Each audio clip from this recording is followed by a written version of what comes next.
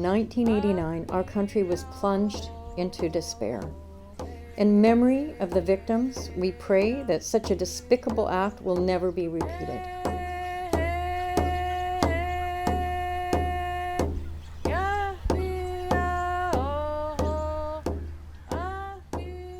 December 6, 1989 is a day that I remember like yesterday. For today is a day to remember 14 young women senselessly killed at École Polytechnique in Montreal, a day to remember countless other women in Canada and around the world, young and old, Indigenous and immigrant, many marginalized by visible and invisible factors, by race and ethnicity and color of skin, some thriving, but many who live in poverty, who are lost or in some way disabled or silenced, women who are victim to violence.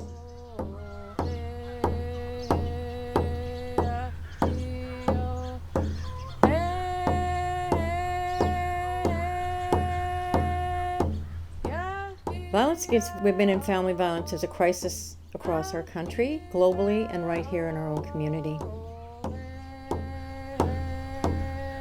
With unaffordable housing, women and children are forced to stay in unsafe positions, and then when they do get into the transition housing, there's unaffordable housing, so there's no place for them to go. What it does is it forces women in unsafe situations to stay a lot longer than they should be staying. With the COVID and the pandemic on top of that, women are afraid to leave as well, so when women do come in, we're finding that they are much worse shape and that the violence is actually much more severe.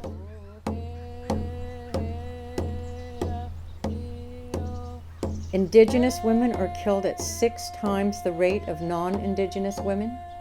Every 2.5 days, a woman or girl is killed as a result of violence in our country. The cases of family and gender violence are underreported because victims are too afraid or they're too embarrassed to speak out.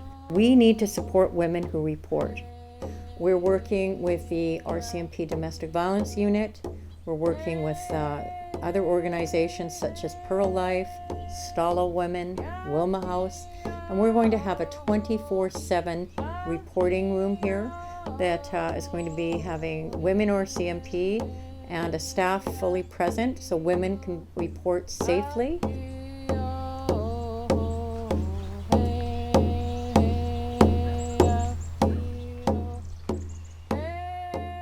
So today we remember. And importantly, today is a day that we must do more than just remember. Today is a day of action, a day to consider what each of us might do in the days and months ahead to play a role in eliminating gender-based violence.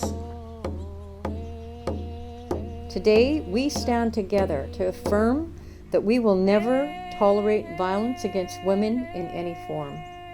Please join me and speak up when you see violence against women. This is a collective responsibility for each and every one of us.